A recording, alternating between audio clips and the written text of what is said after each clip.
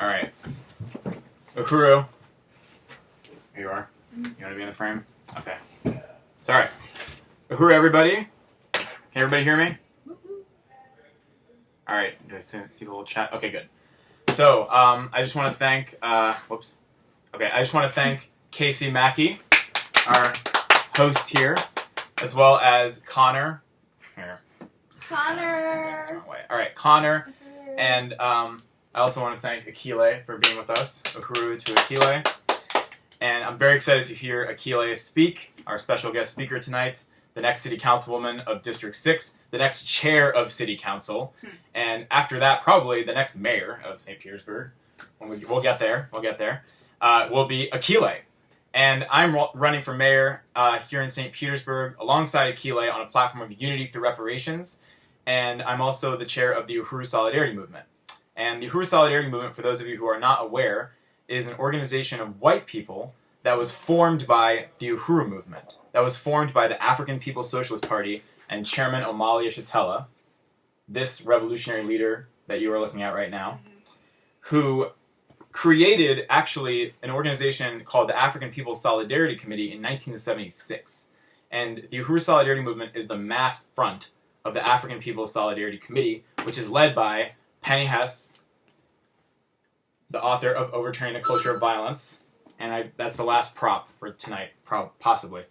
And the APSC and the Uhuru Solidarity Movement were formed by the African People's Socialist Party as the way for white people to take responsibility for the fact that we sit on the pedestal of the oppression of African people.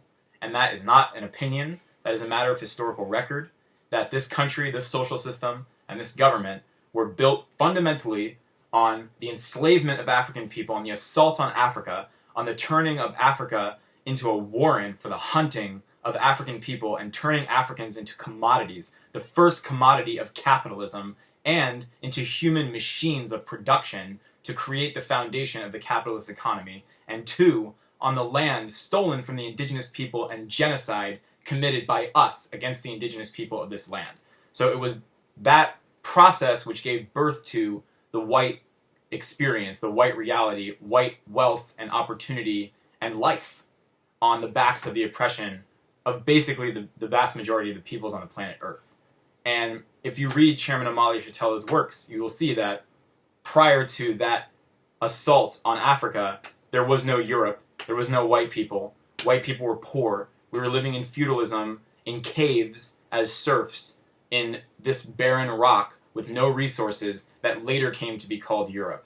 And we were fighting each other as warring tribes for access to these scarce resources, and we rescued ourselves through attacking Africa and looting Africa and enslaving African human beings.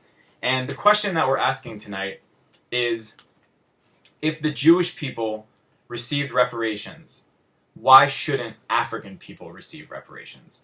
And what I would like to do, as quickly as I can, is ask that question in a little bit more depth, explain why we're asking that question in the first place, because it is not a question that is asked without a fair amount of controversy resulting from even the mere question being asked. And then third, I would like to answer the question. So, where did I put? Okay. So first of all, the question first came about during this mayoral and city council race that we are holding here in St. Petersburg, Florida.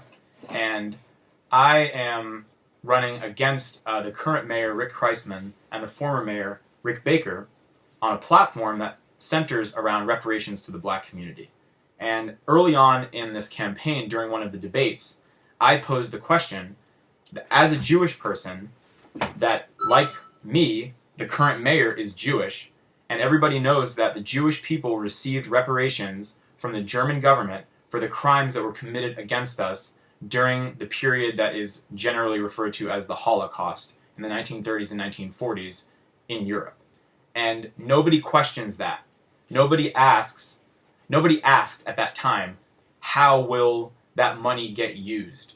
How much should be paid? How do we know that they're going to use it for good things and things of that nature? Nobody. What about Jew-on-Jew crime? Yes, no one asked those questions.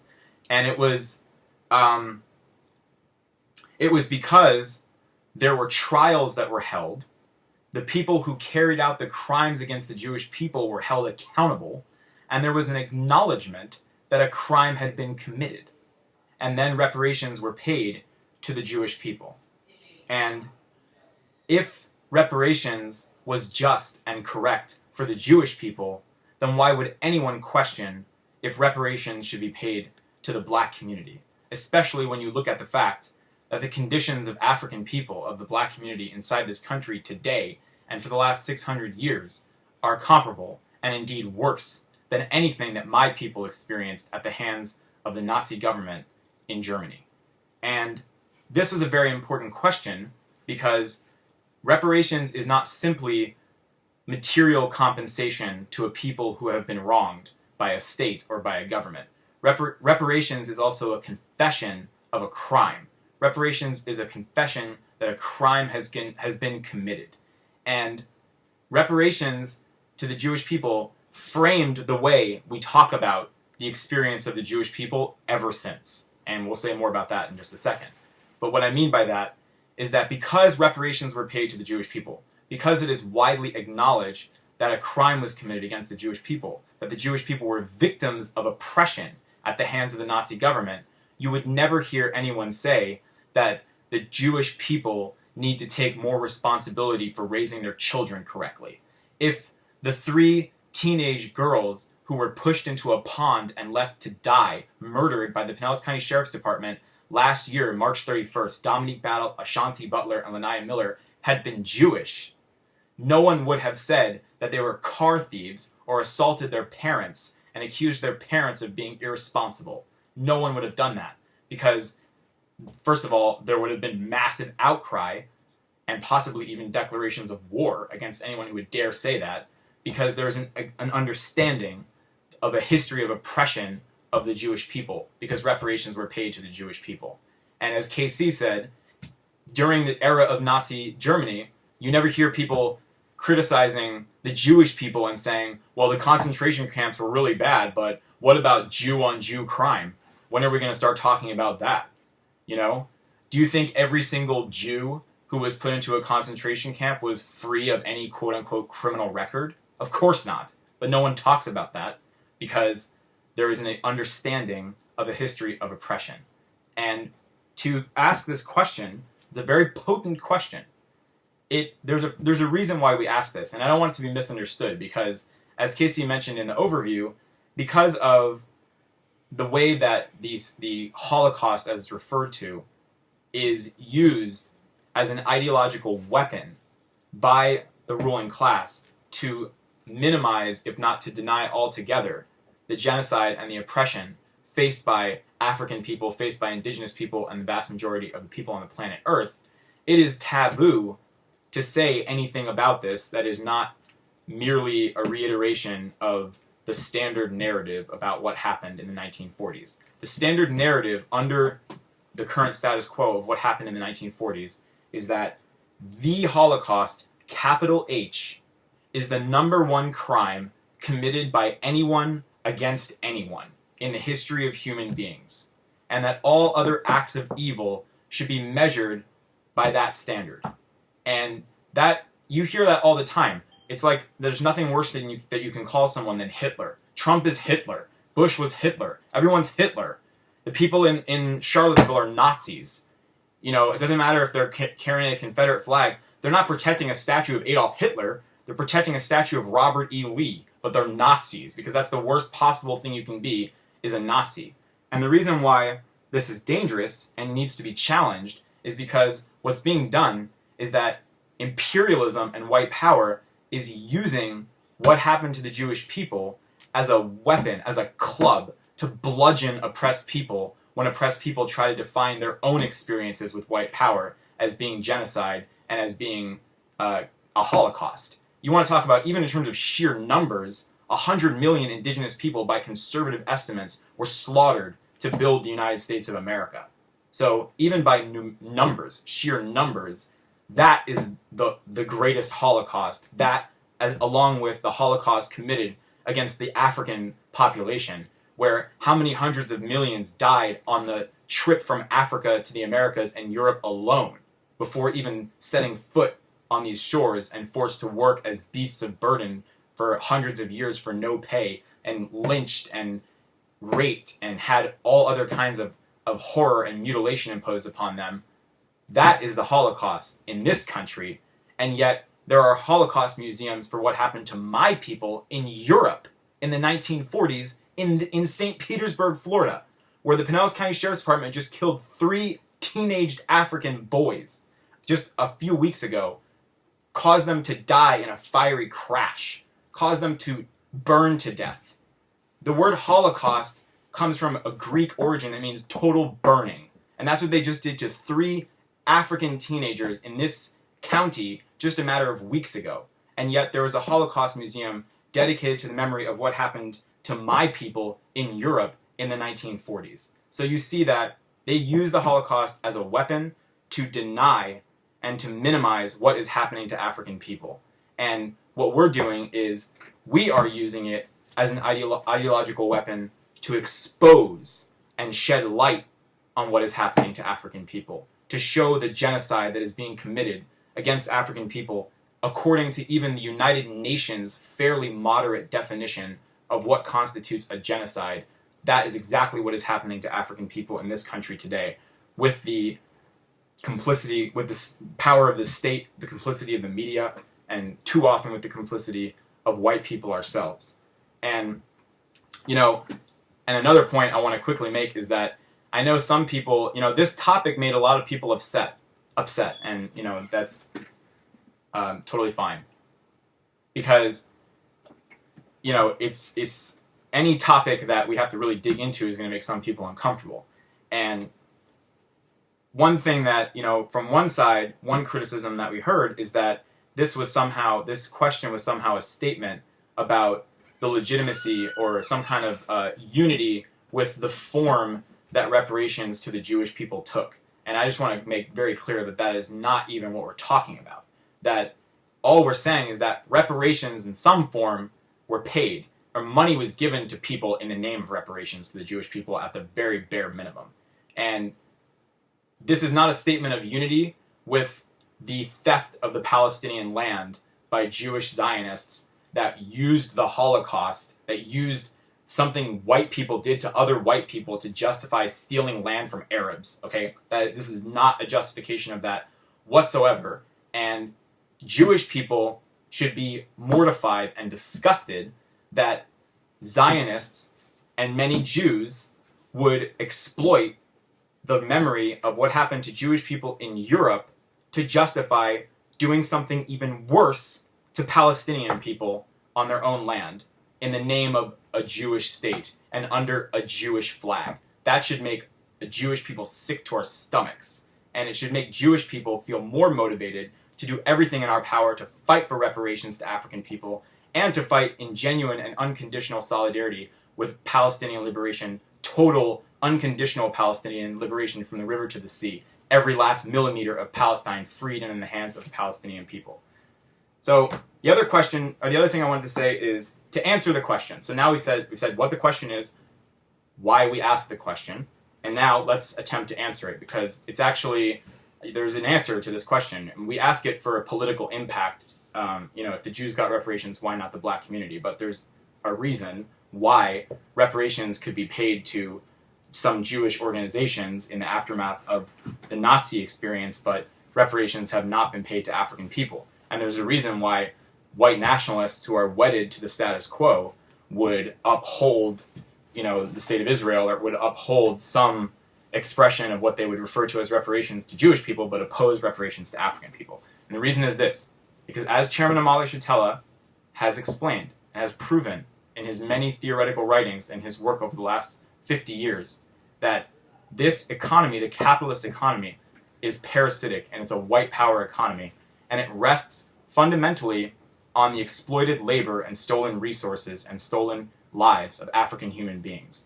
And as bad as the experience of Jews was in Europe, the German economy and the European economy did not fundamentally rest on the exploitation and oppression of Jewish people.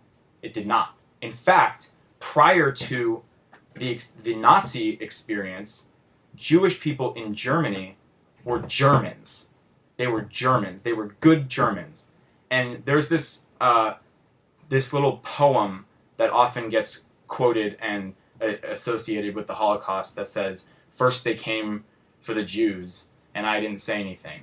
Then they came for the communists, and I was silent. Then they came for the homosexuals, and I didn't say anything. Then they came for me, and there was no one left to fight for me, or something like that. Well, actually, first they came for Africans. And that's not even included in this little proverb, because Germany, in the early 1900s, attacked Namibia, and everything that came to be associated with the Nazi persecution of Jews, not to mention Roma and many other people in Europe that never get talked about that were persecuted by the Nazis. All of those techniques were refined by the German government in its attack on Namibia, where they exterminated 97% of the Herero people in Namibia, while Hitler was still in diapers. So Hitler is the ultimate evil, but Germany was doing this to African people while he was still in diapers. And everything that Hitler carried out was based upon that model, as well as the model that the US had provided in what Hitler himself referred to as the most impressive and efficient extermination of a people in recorded history, the genocide against the indigenous people of this land. And if you look at Hitler, as the chairman has said, in the context of that, Hitler was a Boy Scout compared to the systematic, ongoing, normalized genocide against the whole planet by Europe and the US and white people for 600 years. So that is why we can talk about reparations to the Jewish people, but it is somehow beyond the pale to talk about reparations to African people. Because when you start to answer the question, well, how much are owed? Well, according to a University of Connecticut Social Science Quarterly, $14.1 trillion are owed to African people for the price of unpaid labor alone. 14.2 trillion is the gross domestic product of the U.S. economy. So the entire U.S. economy is owed to African people for unpaid labor alone. That doesn't even include convict leasing. That doesn't even include the physical terror committed against African people through lynching and police murder and mass incarceration, which is a modernized form of slavery that continues to this day.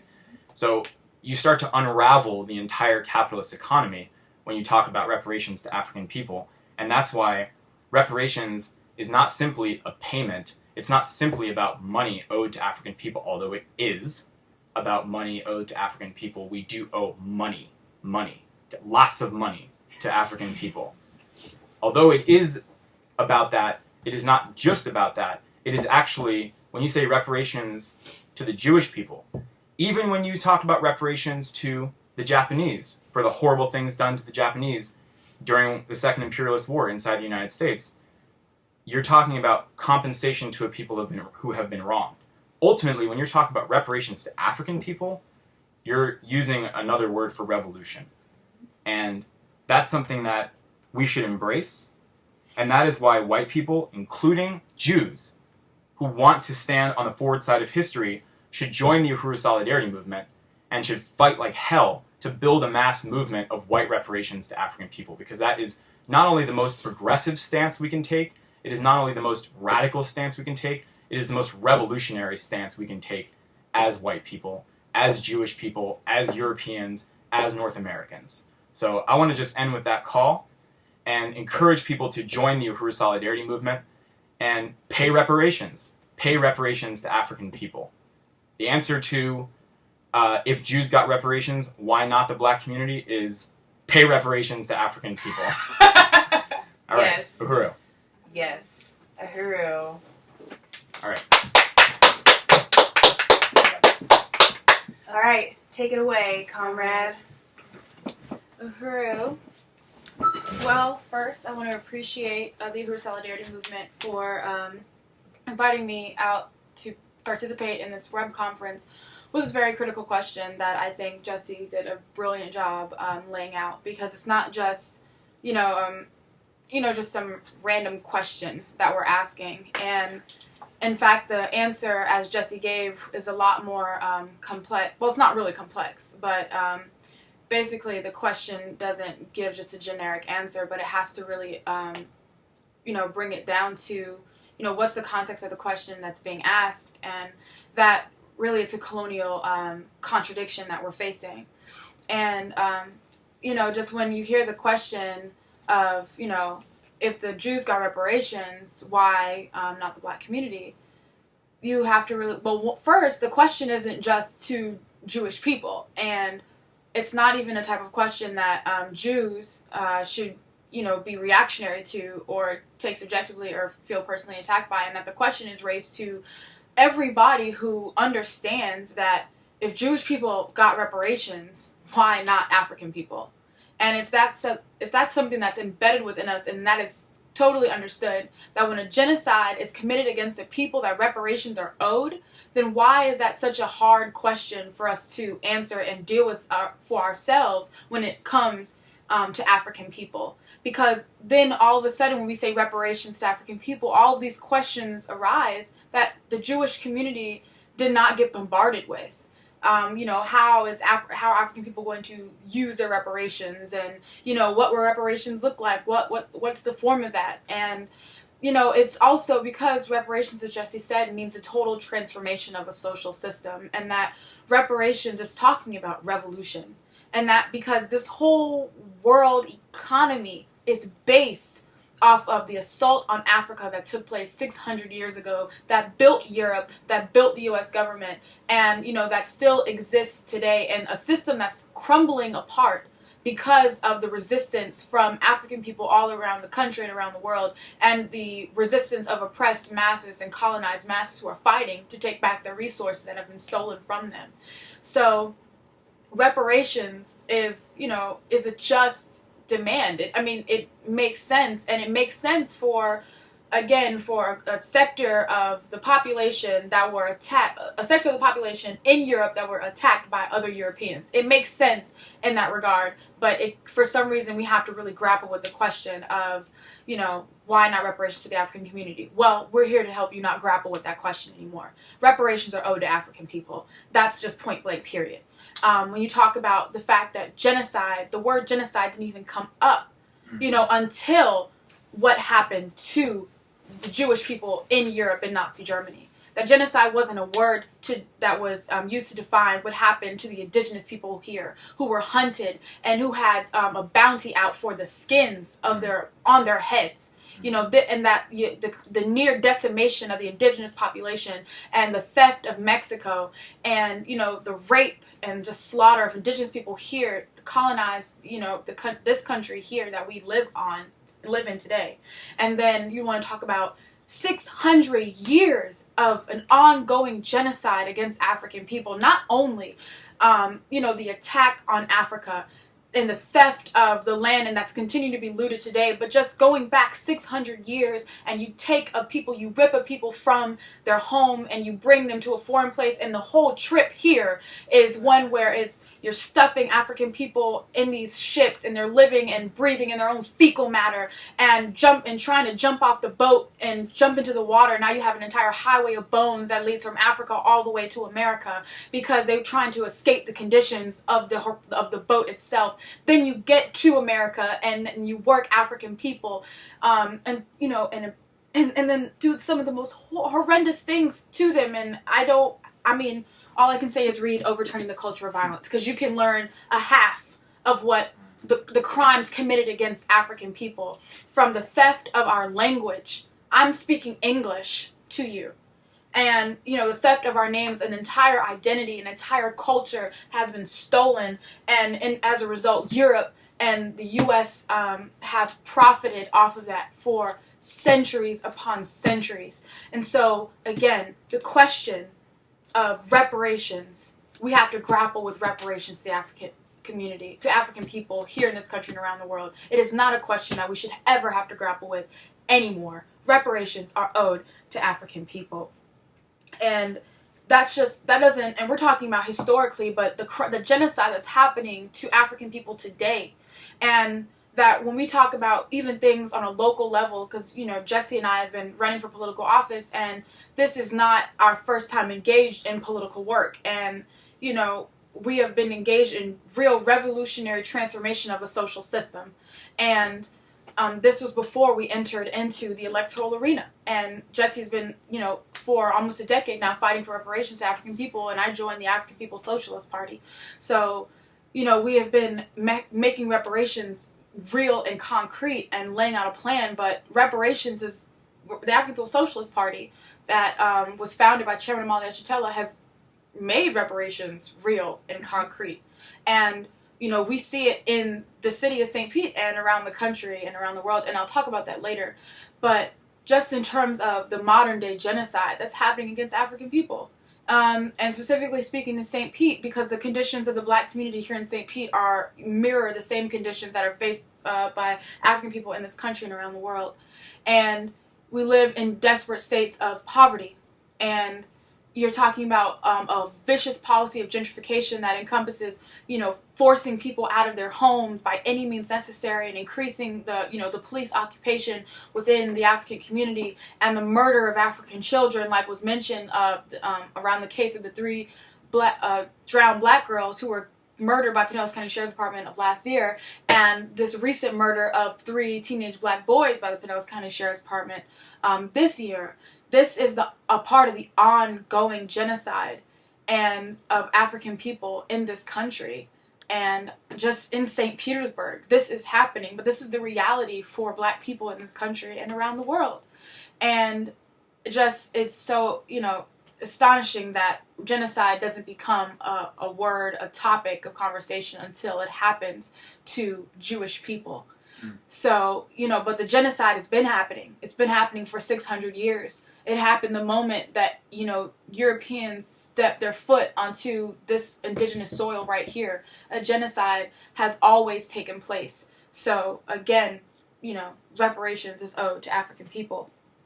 And I just want to, talk a little bit more about how reparations is real and it is concrete. And that all of us benefit, white people benefit, have a stake in reparations to African people, because the world as you know it, the social system as you know it, is crumbling right before your very eyes. And that there is no future in this social system built on the enslavement and the oppression of African people. There is no future. And white people see that. The opioid epidemic that's in the white community is as a result of there being no vision of a future for white people, for anybody, and because the reality is the masses of colonized people around the world are going to take back what belongs to them. Palestine will be free. Africa will be free. We will no longer be under colonial domination, so it is up to you, white people, to say which side do you want to stand on. The side of the oppressed or the side of the oppressor. And recognizing that your interests are not, in the interest of the oppressor and in the interest of, and that your interests are actually in solidarity with African people and with colonized and oppressed peoples here in this country and around the world. That's where your interests are. And that to, show that solidarity, have material solidarity, is to pay reparations to African people. And that the African People's Socialist Party and the brilliant strategy of the African People's Solidarity Committee and even the Uhuru Solidarity Movement, it has allowed white people, Jewish people, to be able to take that stance. And genuine material solidarity with colonized people around the world. And, in solidarity with the right of African people to be self-determined, the right of African people in Africa to be free from colonial domination, from imperialism, and from parasitic capitalism. And that is when you finally can see a genuine future. Because what we're doing here in the city of St. Pete is allowing for a majority white city and, its so-called millennials to see a future in solidarity with African people, because we've laid out a program and a plan where reparations is defined as a definitive factor, defines what the future is going to look like, and it's something that can be united upon, and something that is being fought for and waged in the streets, because this is what the people want. And just to speak to the African People's Socialist Party and the amazing institutions that, has made reparations concrete, that make what we are doing here in St. Pete not so abstract, not something that we're just talking about, but it's something that we can actually implement because it's already been done. The African People's Socialist Party has already done it. Just being at the Uhuru House in St. Petersburg, Florida, the headquarters of the African People's Socialist Party and the African Revolution, where we print out the Burning Spear newspaper, and where, downstairs we have Aquaba Hall and Uhuru Jiko Commercial Kitchen, and where we have Black Power 96.3 FM, download the app, and, just all these amazing institutions. And then you have Tyrone Lewis Community Wellness Center and gym. And then you have something like Kunde Mwamvita, the mother of Dominique Battle, leading the work in economic development under the leadership of Deputy Chair Onazane Shatella, and building an amazing One Nation, One Market, One Nation, One Africa flea market and health festival right here in the city of St. Pete. And those same health festivals that can be seen in Philadelphia, along with our furniture and collectible store. And, what we're building in St. Louis, having an Uhuru House in St. Louis, and, Uzi and all of our different institutions, Zenzele Consignment in Huntsville, Alabama. This is the party and has made reparations concrete to African people. So it's something that you can see and you can look forward to, because that's what the future looks like. It looks like African people having the ability to feed, clothe, and house themselves. And it looks like, white people standing in solidarity with African people, and in turn being liberated from a social system that provides you no future, that makes everything look bleak and desolate and sad. And which, leads to opioid addiction and suicide rates, high suicide rates. So, the question, I hope, at the end of this web conference isn't, if the Jewish got reparations, then why not the African community? But we're not even asking the question anymore. It's just African people owe reparations. And just also to speak to, the current contradiction, or the current situation that we live in today. And a lot of us, if you haven't, but I'm sure all of us have seen the struggle that's happening over Confederate monuments and things like that. And, that, again, one of the, if you are, that Robert E. Lee statues somehow represent, that Robert E. Lee is similar to Hitler, and everything is, compared to the Holocaust that was committed against the Jews in Nazi Germany. And when you look at people like Robert E. Lee, but even and what recent Donald Trump, said was, when he was talking about, if you're going to take down the Robert E. Lee statues, you need to look at the Thomas Jefferson and the George Washington statues, because they have done, when you look at the crimes that have been committed against African people, they have been some of the worst. And these are the people they call the forefathers of America. And, it's... So you can call Robert E. Lee a Hitler and compare it to, what happened to Jewish people in Nazi Germany. But Robert E. Lee, as well as Thomas Jefferson and people like George Washington, committed crimes against African people. It was crimes committed against African people. And these are the people who you're talking about, and, who you're going up against, are part of white power, a part of the social system, and an attack that was committed on African people. Not the Jewish people, African people. You're talking about Thomas Jefferson, George Washington, Thomas Jefferson, who raped and impregnated 13-year-old Sally Hemings. That's Thomas Jefferson. And then you're talking about George Washington, one of the biggest slave owners and, founder, genocidal maniac, not founder, but, first president of this entire country. And this is the basis that we're talking about. So, it's people really got it backwards that, the enslavement and the genocide committed against African people is comparable to the Holocaust. You got it backwards. And that Hitler learned everything the basis, the foundation from all his teachings that he applied in Nazi Germany was started right here on the attack on Africa and the genocide committed against the indigenous people here and on African people. So, what I'm saying is, you have to be against the entire social system. You have to be against the entire social system and the oppression and the genocide that's being inflicted on African people here in this country and around the world, and completely and totally against all forms of oppression. And the only way you can be in true solidarity and against all forms of oppression is to pay reparations to African people. That is the only way that that's possible. And that's the only way that you can say you stand on the right side of the question. It's the only way you can even say something like, I agree with reparations to Jewish people. It's the only way. And I said it earlier that it's the most anti-Semitic thing to do is to be opposed to reparations to African people. Because the principle of reparations is being paid for a crime, paying back for a crime that has been committed. If you're against reparations to African people, you're against reparations to Jewish people, which in turn makes you anti-Semitic. So go ahead and explain that to, when you go up into the Jewish community that you're opposed to reparations. So I just wanted to say that and just really appreciate being a part of this web conference. And to all the white people out there, this is the time more than ever.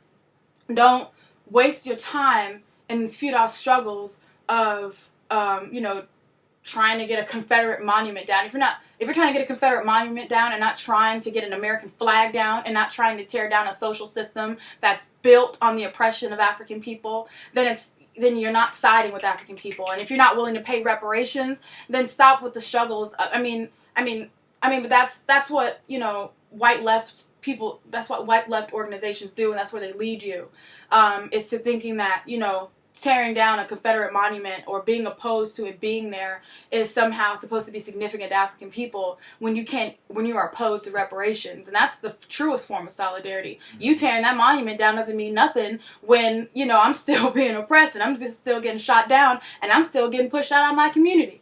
So it doesn't mean anything to me. Reparations, a material form of solidarity, means everything to me. So I just want to echo for all the white people who, in this period of time, put down the booze, put down the pills, okay, and join the Uhuru Solidarity Movement and join the winning team, because this is the winning team. This is the way out. This is the future. Is paying reparations to African people. So thank you. Uhuru.